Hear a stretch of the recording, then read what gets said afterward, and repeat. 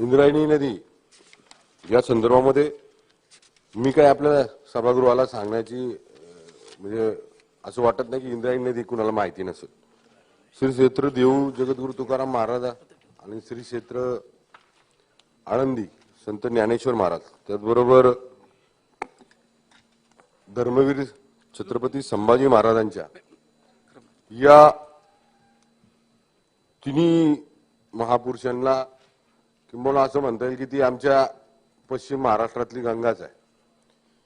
अनेक वर्षापासून या नदीच्या संदर्भामध्ये वेगवेगळ्या माध्यमातून वेगवेगळ्या लोकांनी आंदोलन केली ही नदी स्वच्छ करण्यासंदर्भामध्ये आणि त्याच्या संदर्भामध्ये वेगवेगळे आश्वासनं त्या प्रमाणात देण्यात आले।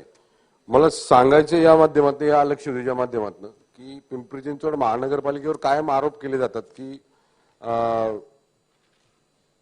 ही नदी प्रदूषित होण्यामागे सगळ्यात जास्त जर कोण कारणीभूत असेल तर पिंपरी चिंचवड महापालिका।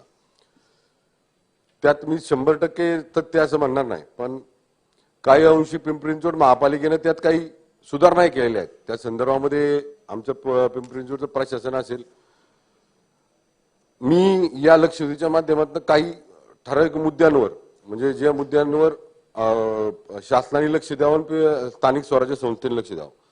बऱ्याच दिवसापासून आपण एक इंद्रायणी नदीच्या बाजूला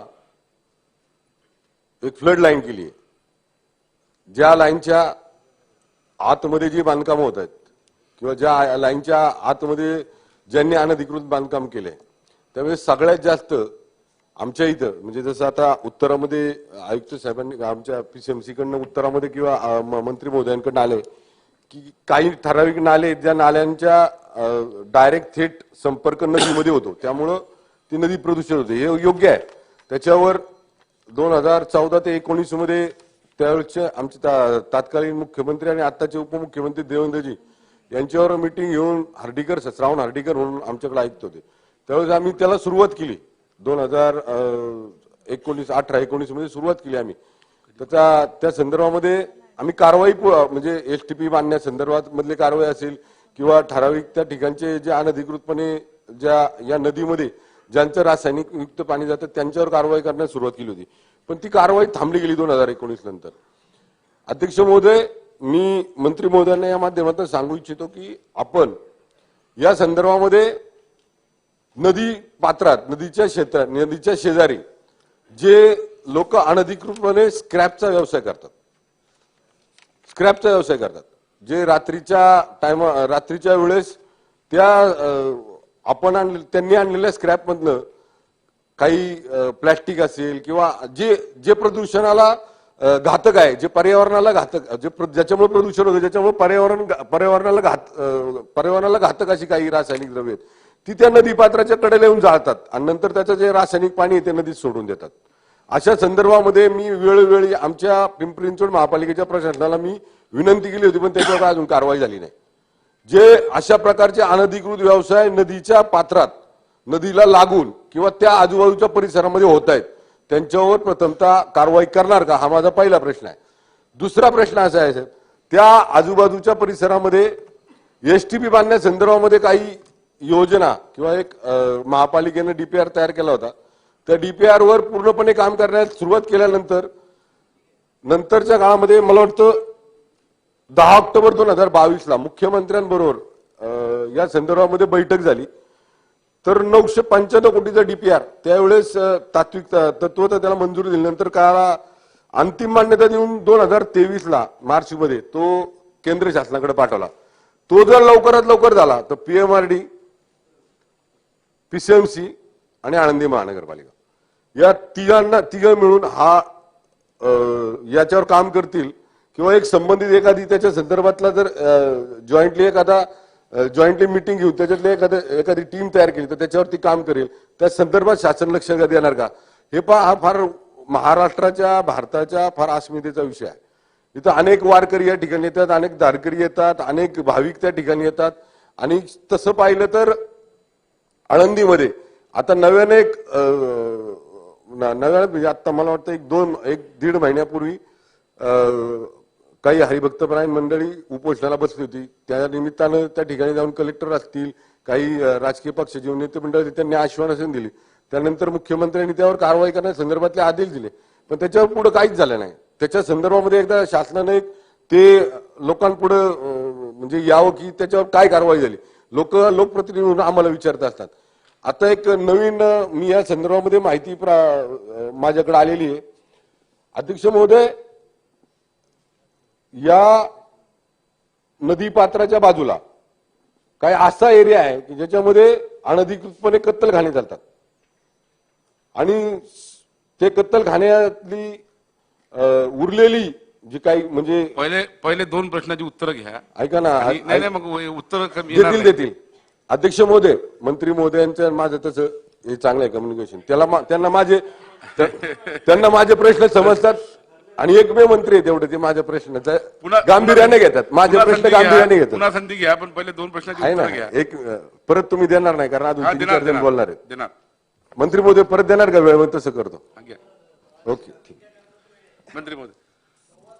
अध्यक्ष महोदय, सन्माननीय सदस्य महेशजीने या ठिकाणी पिंपरी चिंचवडच्या बाबतीत पवना इंद्रायणी नदीच्या बाबतीमध्ये जे काही मुद्दे मांडले त्याच्यामध्ये पहिली त्यांनी जी सूचना केलेली आहे की नदीपात्रामध्ये जी काही अनधिकृत बांधकामं त्या ठिकाणी असतील, अनधिकृत व्यवसाय बांधकाम काढून टाका व्यवसाय जे असतील त्या पद्धतीने त्यांनी जी सूचना केलेली आहे, त्यांनी जे काही तंतोतंत सभागृहामध्ये मांडलेलं आहे ते रेकॉर्डवरचं पाहूनच तात्काळ महानगरपालिकेला निर्देश दिले जातील की त्या पद्धतीनं कारवाई केली पाहिजे.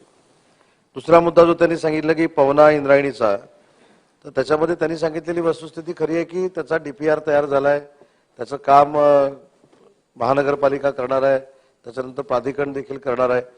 पण महानगरपालिका काम किती करणार आहे आणि प्राधिकरण किती करणार आहे याच्या बाबतीत देखील त्यांनी माझं प्रश्न पण त्यांनी विचारलेला आहे आणि उत्तर पण त्यांनी दिलेलं आहे. त्याच्यामुळे त्याची काही चिंता करण्याची आवश्यकता नाही. फक्त माझी त्यांना विनंती अशी होती की भरपूर विचारू नका, माझ्या देखील लक्षात राहिलं पाहिजे. पण त्यांनी मांडलेली जी भूमिका आहे ही रास्त भूमिका आहे. लवकरात लवकर केंद्र शासनाकडे त्या 995 कोटीच्या आराखड्याचा पाठपुरावा केला जाईल. आणि दुसरी अधिकची माहिती मी देतो की सन्माननीय महाराष्ट्र राज्याचे मुख्यमंत्री आदरणीय एकनाथ शिंदे साहेबांनी MIDCच्या बाबतीमध्ये जो विभाग माझ्याकडे आहे त्या संदर्भामध्ये देखील सन्माननीय आमदार मोदयांसमोर एक बैठक घ्यायला मला लावलेली होती.